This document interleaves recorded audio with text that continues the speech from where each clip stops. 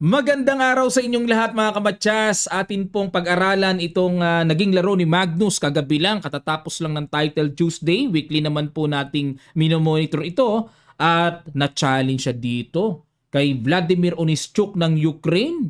33 years old po ito ng gulat.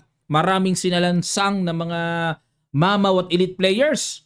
Kay Magnus ba umubra? Yan ang aalamin natin ngayon. At habang naghihintay po tayo ng paparating na Game 13 World Chess Championship nila Ding Liren and Gukes, gisahin muna natin ito at pag-aralan at pakita ko po sa inyo ang standing mamaya. Nag-E4 si Onischuk, C5 si Magnus, Sicilian ang pinasok, B3 kung tawagin pala yan ay Westerinen attack variation. A6, Bishop B2, Knight C6, G3. Double fianchetto system ang ginamit. Knight F6 at dito nag-E5 kagad. Medyo kakaibang application ni Onischuk dahil dito po madalas ginagawa ayon sa nakikita kong database opening ay Queen E2 para suportahan ang E4. Pero dito in E5 kagad, sinabay kagad ng exchange eh. Knight X E5, capture, yun nga lang nagkaroon ng tempo development dito si Magnus. Bishop B2 another tempo. Dito po kasi Queen E2 pa rin ang normal para makatipid sa tempo, nakatira ng bago, 'di ba? Tempo is very important sa opening eh. Pero umatras ulit, parang nagbigay na naman ng isang tira. Nakakasling kagad, Knight A3 at inunahan na ni Magnus ng novelty. Ayan, E5 po novelty. Ang nakikita ko dito ay para pakawalan ang development ng light square bishop. Pangit kasi passive ipit eh. Okay, pero ang old line po dito ay Rook B8. Ayan, pero mas gusto ko yung tira ni Magnus. Oh. Mas maluwag ang galawan. Knight C4, tiniret ang E5 pero hindi nasindak si Magnus. Siya pa nga ang nanindak, nag-Bishop G4. Talagang pinoprovoke mag-F3. Ang idea po niyan, okay, naka-F3 ka, nasangga mo yung Bishop, pero naging barado naman yung Bishop sa G2. So medyo abala po itong F3 na yan. Okay, at walang pangamba si Magnus na makuha yung E5 niya kasi anytime yung king ay nasa gitna pa, isang rook E8 lang yan, isang malaking delikado po yan. Kaya nag-D3 muna si Onischuk para yung pawn hindi maitulak sa E4. Nag-Bishop C7, inilag na at nag-castling, time naman para suportahan ang E5. Okay, otherwise kakapturin na talaga yan, yung king nakalihis na eh.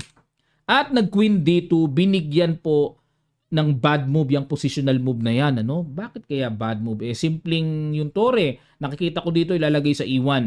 Ang gusto po ng computer dito is Rook E1. Dagdagan ng atake yung Pawn E5. Tapos ang gagawin ng Black is Knight D7. Tapos saka mag-E4.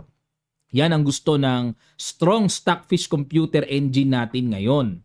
Okay, pero nag-Queen D2, B5, Knight E3, Bishop E6 at nag-King H1. Ayan, medyo tamang duda dito si Onischuk. Baka mamaya tamaan ng ano pang hindi inaasahang bala o diagonal dyan. Eh, nag-prophylactic move na King H1 at nag-Queen D7. Binad mo ba na naman? Galit sa kunat tong si Stockfish ha. Ayaw niya ng makunat ha. Pero itong Queen D7, develop, connect the rooks, tapos yung tore lalagay sa DA. Parang okay naman sa akin.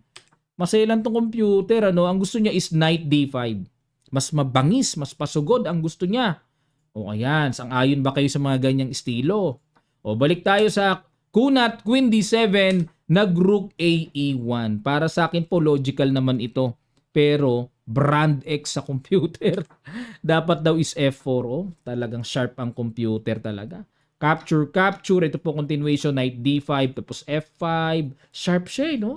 Knight takes E3, F takes E6, Knight takes Rook, may threat pa sa Tore, E takes F7, check, Queen takes F7, tapos Rook takes F1, and Queen D7, tapos Bishop takes G7? Ha? Teka muna, napatigil ako dito ah. Aayawan ko na sana bakit nagka-capture dyan.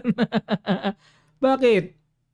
Hindi ko maaninag ah. What? Ay, oo. Pag kumapture doon may bishop takes, saka kakapture doon may rook G1, maku-queenless.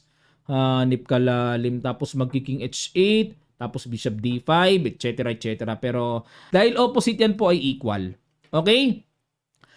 Balik po tayo mga kamatsas. Ang ginawa dito is rook A E1, rook A D8, Queen F2. Okay, para threat lang dun mamaya. H5, pasingaw na si Magnus sa kabila. F4, ayan na po, bumira na si Onischuk. At ayun no, nagbabadya ng capture dun mamaya sa knight. Kinapture talaga dahil naka-threat pa. G takes F4, knight G4 sumugod at knight takes G4, bishop takes G4, palit-palit, queen takes C5. Ayun, bumigay ang pawn sa C5, rook E2, ayan na. Kumbaga, binigay talaga ni Magnus pero meron siyang kapalit na bangis na gustong mangyari. Queen G5, nako, bangis din. On point, timing yung mga atake, threatening matches. F6, bishop takes F6, rook takes, king takes, queen C6 check, king G3, and queen takes bishop. So dito po lumalabas ay bishop pair sa isang tore or two minor pieces sa isang tore. So, kinapture-capture na, nag-rook E1. Ayan, no? Halos equal lang. King F7 para walang pasok at nag-C4. Yun nga lang po ang problema dito ni Magnus. Naku, wag niyang i-underestimate ang connected pass pawns na po pwedeng gumapang. Nag-bishop B6 para mapigilan yung D4 na paparating at nag-B4. Naku po, eto na. Bishop D4 para ma-fix-fix yan. Rook C1. Bishop F5, ayun na bad moban. Simpleng tineret pero na bad moban. Dapat daw po is bishop to E3 i-threat yan. Naku, medyo malawak-lawak at tempo-tempohan ang nakikita ko dito. So balik tayo sa bishop F5 ni Magnus, C5 at nag-king E7.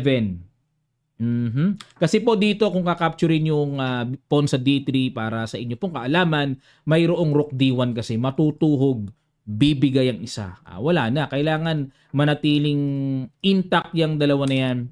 So, nag-king E7 para panghabol dyan sa tutulak na yan. At nag-king H4. Ayun, kinuntirya naman ng pawn sa H5. Bishop G4. Nakko, may matchas oh. Baka hindi makita. Napabalik si Onischuk.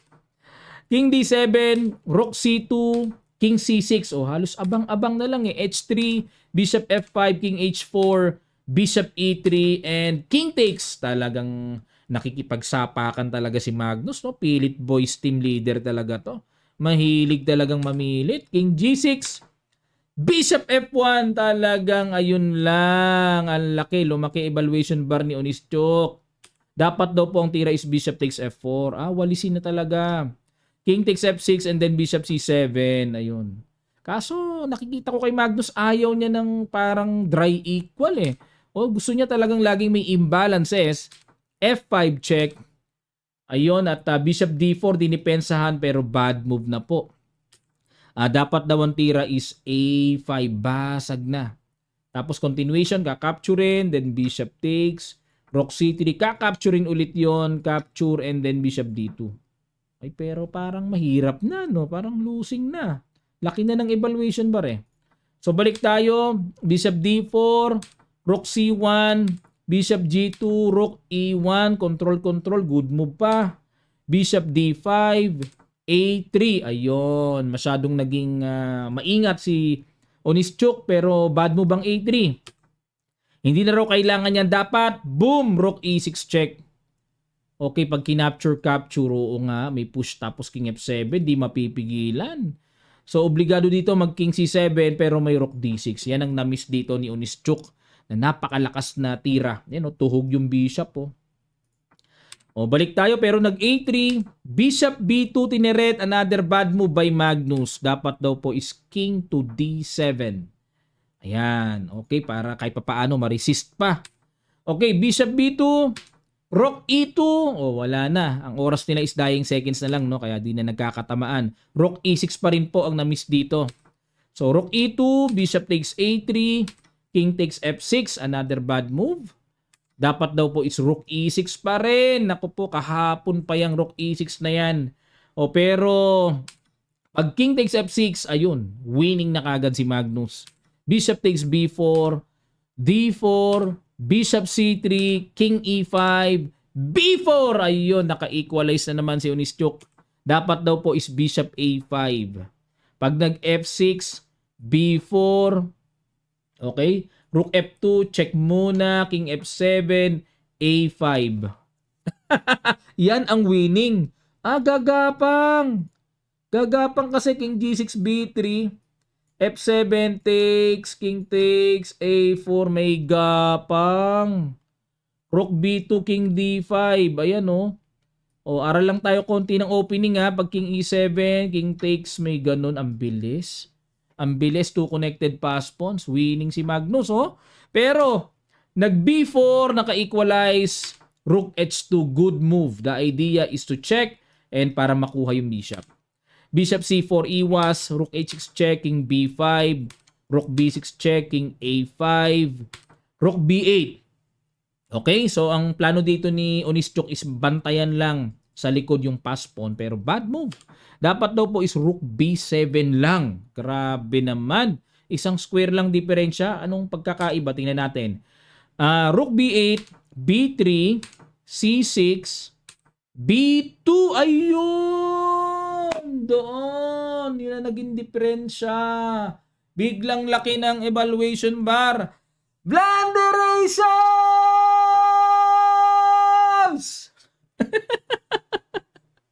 Napasigaw tuloy si Coach Nava.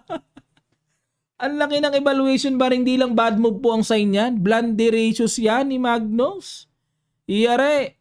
Dapat daw po ang tira ay Bishop E1. Ayun, para may tuhog doon. Tapos ang gagawin is King F4, then Bishop B5, takpan para makapromote yung pass pawn, C7, B2, C8 Queen, B1 Queen. Ayun, at kung check dito, King A4, wala nang kasunod. So, equal pa rin. Pero dahil po sa kakulangan ng oras nila, talagang tsempo-tsempohan na lang talaga ang paglabas ng blunderations. So, nag B2, C7, Bishop B4, C8 Queen. Yun ang pinagkaiba. Hanging yung Bishop, B1 Queen, check muna, King A4, and then Queen takes C4. Yun lang ang kaibahan. Okay, na ang Bishop sa C4 ang pangharang, hindi Bishop na dark square. Yun ang kaibahan. A5 at nag F6, another pass pawn. Check, King F5, check. May pangtago, may kwarto. Okay, Queen H3 para makagulo-gulo ng mga check-check. Yun nga lang. Okay, so yun, nahuli na. Nahuli ang Reyna. Okay, at dito po ay di na nakatira si Magnus. Flag down siguro. Okay, kasi tinan nyo po yung oras. Usually pagka ganyan, flag down eh. Kasi pag kinapture-capture yan at nag-A4, ito na rin po kasi kasunod eh. Oh. Ang ganyan, Queen, wala na din naaabot. Grabe itong Onischuk na ito. At alam nyo po ba itong Onischuk na ito, ang kanyang sinalangsang ay sila Jose Martinez, Pragnananda, at ito po ang kanilang resulta dito. Magugulat po kayo mga kamatyas. Oh. Tindi oh. 10.5 out of 11 rounds. Yung last round lang niya ang pinatabla, wipe out lahat. Okay, si Nakamura pang number 9, si Magnus pang number 12. Champion yung Onischuk oh. Yan. So ano sa palagay nyo mga kamatyas? Talaga bang bilib na bilib ba kayo kay Onischuk? Yung iniisip ng iba. Kayo may iniisip kayong iba. Lapag nyo lang po. Okay, lapag nyo lang po sa mga nagtatanong, ito po ba ay face-to-face tournament or online? Online po ito ng Title Tuesday. Weekly po ito. Namimigay ang Title Tuesday ng limpak-limpak na salapi sa kanilang online tournaments na ang champion ay may $1,000. Okay? Pagkain lang ni Nakamura, dito na kinukuha sa Title Tuesday Weekly kasi madalas ang nagcha-champion si Nakamura, 'di ba? Pero this time hindi siya pumatak nakuha ni Vladimir Onischuk. Second place si Matyas Blueboom and Alexander Bortnik ang third place. Ayan, sinasalihan po yan ng napakaraming mga mamaw super GM sa buong mundo. Okay, so maraming salamat po mga kamatyas. Kung ano po yung nasa inyong mga isip, pakilapag nyo na lang po sa comment section below. Usap po tayo doon ha. Maraming salamat po at magkita-kita pa tayo sa mga susunod pang chess updates.